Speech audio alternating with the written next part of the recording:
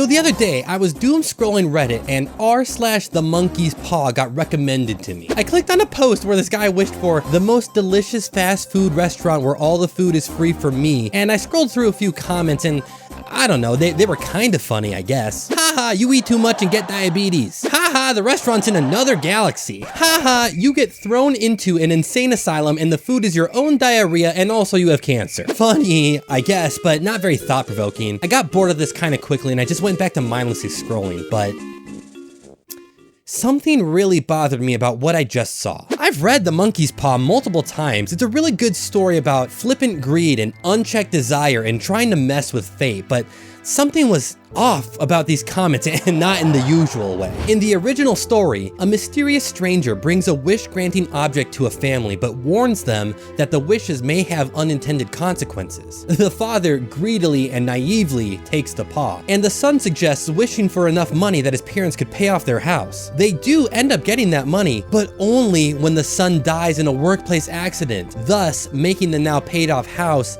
feel empty. The wish had obviously backfired. It gave them what they asked for, yeah, but it also took away something even more precious. The husband and wife then wish for their dead son to be brought back, and he is, but only in a literal sense. When he arrives at the door that night, the husband and wife realize their son has not returned in a way that makes the family whole. Again, everything had gone a little wacky. In the original story, the wishes made by the characters are fulfilled by a cruel act of fate, with a poetic twist that leaves you thinking maybe you shouldn't have made a wish at all. There is a mean sense of irony to your wish coming true. Meanwhile, the comments in this subreddit are just kind of mean. Wait, that's exactly it. The wishes being fulfilled by the comments aren't cruel and ironic, they're just cruel. I wish all homeless people got $1,200. Haha, they all get killed by gangs instead. I wish that I had $10. Haha, you ejaculated out 1 nickel at a time, hee hee. Like, do you see what I mean? There's no ironic twist to these consequences that make you reconsider your original wish and how your intentions were corrupted. There is no lesson to be learned about the fragility of temptation. It's just skedaddle skedoodle, your dick is now a noodle. This guy gets it. And that's what bothers me. The original story is concise and poetic, and the reason it's so memorable even today is because of the profound meaning it departs in such a short story. It's a modern fable, the point of which is a lot more about what the story implies than the story itself. It's supposed to make you think harder about bigger ideas outside of the story, but then this subreddit, supposedly dedicated to this greater understanding of broader implications, is itself full of low-effort responses that have no understanding of the story to begin with, much less a greater understanding of anything. I wish the cure for cancer could be found. Haha, you die from cancer. I wish every time someone says the word "and," the whole world takes a sh. Post is tagged as wisdom. I wish that this wish has no poetic curse. Yeah, I don't think you're gonna have to worry about that one. Anyway, you get the point. No one seems to really get it. They just want to skip to the punchline, even though there's 40 other people already doing that exact same thing. Or worse than that, there's just a bunch of comments that aren't funny or dumb. They're just kind of boring or uninteresting. I wonder why we do this as a species. There's like some trolling, sure, some of it's from younger kids, sure, I get it, but a lot of it's just a mediocre, forgettable nothing. I think it's because we all just like having our voices heard, even if we're just repeating the same thing everyone else has already said. There's a human desire to be seen, validated. It's a social necessity wired deep into our soul. I used to have this coworker, right? He sat at the desk next to me. Occasionally, my boss would come over to me to ask me a question directly. I'd give him a satisfactory answer, and he'd walk away, but as he was doing that, my coworker would also, immediately after me, give the same exact answer to my boss, sometimes down to the exact same words that I used. Just repeated the exact same thing that I had just said, even though he wasn't the one being asked, I was, because he also knew the answer to the question, and he needed his voice to be heard as well. He needed us to know that he also knew the answer. I think that's a natural desire, if a really cringy one. And I think maybe that's what's going on in this subreddit too. And you know what? Despite my previous videos, I'm all about having a good time with the boys. It's perfectly fine to want to be heard or just make noise for the sake of it. That's fine, that's playful, I get it. And some of these comments are clearly just posts, but I don't know.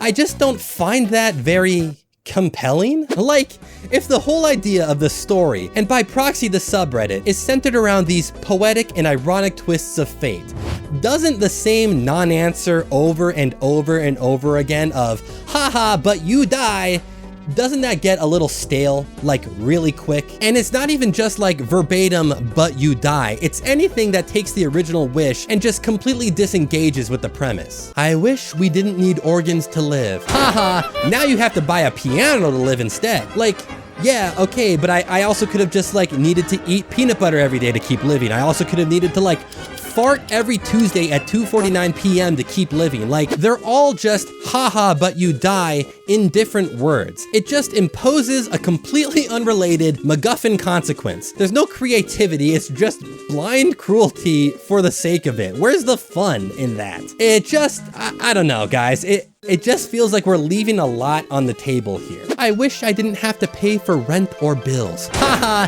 you're a mosquito. I wish bullying didn't exist. Haha, it still exists actually. Listen, I'm gonna need you guys to figure this out really quick. To me, it just seems like the potential of this community is incredibly underbaked. You can easily see the opportunity for clever turns of phrase and dark poetic karma, but it just isn't here. And it's disappointing, but oh well, there's missed potential everywhere, right? Look at me, am I right? Except sometimes someone really delivers.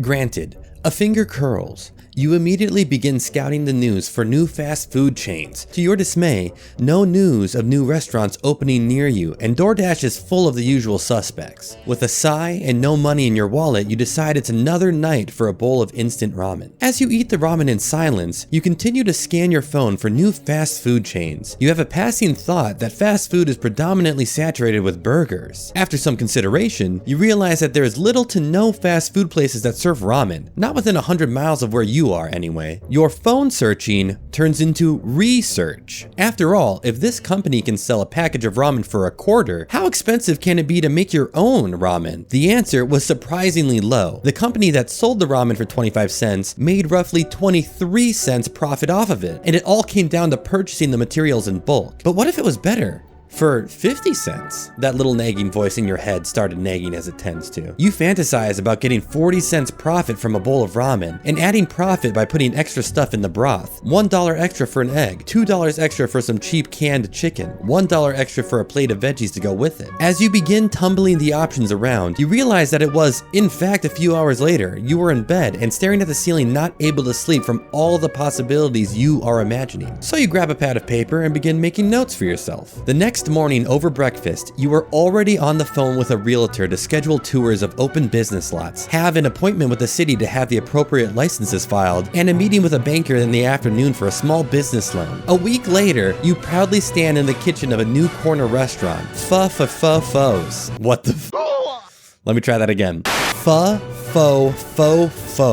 You hired a small team to assist, and when the doors open, it's a busy opening day and you have a waiting line for all the people to sample your soup. After a grueling day of cooking your ramen for the masses, it's time to close up shop. But you are very hungry after your first successful day in business, so you decide to have a bowl for yourself and enjoy your bowl of free soup from the best new fast food place in town. What's the downside, you may ask? The chain is so popular that maintaining the chain becomes your entire life, leading to your new pho being the only thing you can eat because you are too busy to make anything else or go out and get something new. You see, this is a perfect example of a monkey's paw-esque consequence. Here's the difference. It's not your wish is granted and then something bad happens. It's here's a grave series of events that grants your wish technically, but in a way that you didn't anticipate and don't want. That's how the original story worked. Good God, was that so hard, you guys? Was it really so hard to just write 2,000 words of prose that paints a warped perversion of your wish as it is horrifically twisted before you, and the unintended consequences of your greed are slowly and expertly interwoven throughout the story, culminating in a final reveal that leaves you dismayed with the sudden realization of how frail spoken language can be and how little you think ahead? Was that really so goddamn difficult? Jeez, it's almost like you guys are just doing this for fun in between customers at work or something, and not taking it as a personal challenge to develop your critical thinking skills. Why am I the only person in this room? Okay, clearly I'm going a little overboard here, but come on, how much better is the try-hard guy? For real. Like, I'm all for doing just a goofy wish for fun or a post response to a low-effort post, but how much fun is it really to just endlessly circle jerk the same tired non-answers over and over and over? The first guy to flip the Monopoly board over or drop the mic after a hot disc were real cool guys for sure, some real smooth operators. The next 100 people who copied them were, decidedly not. They were just people trying to copy the cool guy. And I know most of you guys feel the same way because we all downvote these low IQ cringy responses and applaud the guy making the comment section his thesis statement. If you've seen my video on AI slop, I explain exactly why high effort content is so much more rewarding than endlessly recycling the same tired jokes and normalizing slop content just because it's pretending to be funny. That probably seems like a really obvious statement to make, but it goes deeper than it's just not funny after a while. It's more about like challenging yourself and not succumbing to the lack of critical thinking that has consumed the internet. The same tired, soulless, overdone jokes and memes don't enrich your time. They make you dumber. They take up your time that could be spent on the cool stuff, the dope right? Looks maxing? Nah, we're enrichment maxing, boys. You should check out my other video, by the way, and maybe subscribe and like the video too. Like, were you waiting for me to tell you? Do you like being told what to do? Are you a submissive? Slip slap. I'm SlappyPat, your cosmic tour guide into the obscure and abandoned corners of the internet, where we seek out buried treasure with a critical but appreciative eye and discover just what made it so important. If you haven't guessed by now, the buried treasure in this episode is the actual thought-out responses to these posts. They are few and far between. People really do not seem to understand this story, but they are worth it. It's just hilarious to me that like you would dumb down and memify this subreddit based on a story that is widely recognized for making you think harder about the world around you. That's just the internet at some point, I suppose. It's just the nature of it all, but man, do some of these comments suckle greedily at the fat teat of mother cringe. We should really just make a subreddit that's just r/asshole genie for these guys. Oh.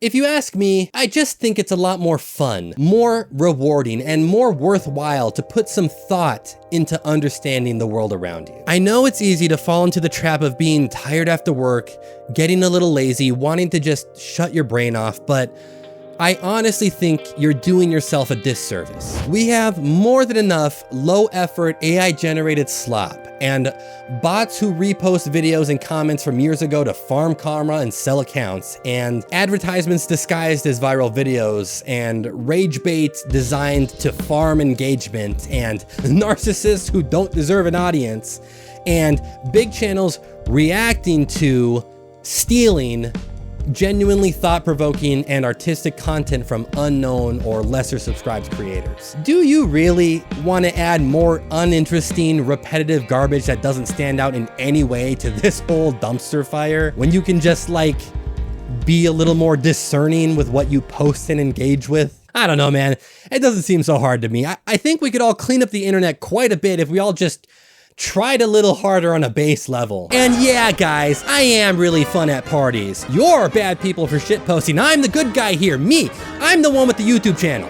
So if you haven't seen my videos before, I take the content I'm focusing on and I put it on a tier list for how well it's aged or how badly we need more content like this in the modern internet. high effort responses on the r/themonkeyspaw subreddit. Wow, I'm really digging deep here. Goes right into Slappy's stash. The highest tier, the bestest tier, because I did all your thinking for you. You're welcome. Now it's your turn, sorry. These high effort comments blend not only an analytical understanding of the original monkeyspaw story, but also have an appreciation for engaging thoughtfully with a stranger on the internet, instead of just haphazardly throwing out a dumb haha joke because it's funny to not bother trying, I guess. You can't be caught taking anything seriously. How embarrassing. Listen, I know this video ended up not being as much about the monkey's paw as it was me getting on the soapbox again, but you know, that's the whole reason I do this stuff for you guys. I show you the buried treasure of the internet because we don't get enough of it anymore. In a world that is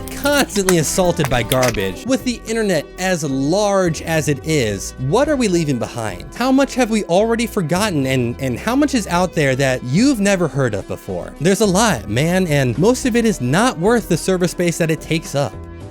But some of it is. Like these diamond in the rough comments, for example, and you deserve better than what YouTube and TikTok want to force feed you. And it's kind of fun, you know, like instead of mindlessly doom scrolling without thinking, trying to like find the gold hidden in the garbage, thinking about what makes it better than the last thing that you just read, analyzing what does this person know that I don't, and what can I learn from them? However minor, even the few moments in between you doing other things can be spent enriching you, making your time more worthwhile. I don't know, I just think that's a lot more fun than snapping out of it and realizing you wasted 2 hours on TikTok and you don't even remember what you just watched.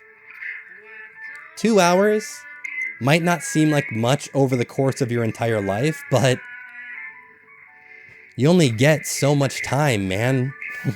Why waste any of it?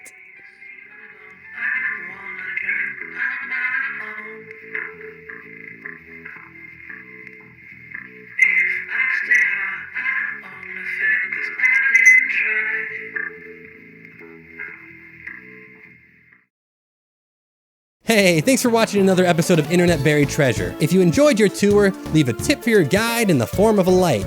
And if you want to visit again, be sure to hit subscribe and ding the bell. That way I know I've served you well. You ever stumbled across something on the internet that made you think, huh, maybe we should second guess giving everyone the right to vote? Leave a comment letting me know what that was. Should be pretty easy. Until next time, Cosmic Cadets, remember to think harder about the world around you and to make things that you are passionate about. We need more of that than ever. Slip slap. This has been SlappyPat.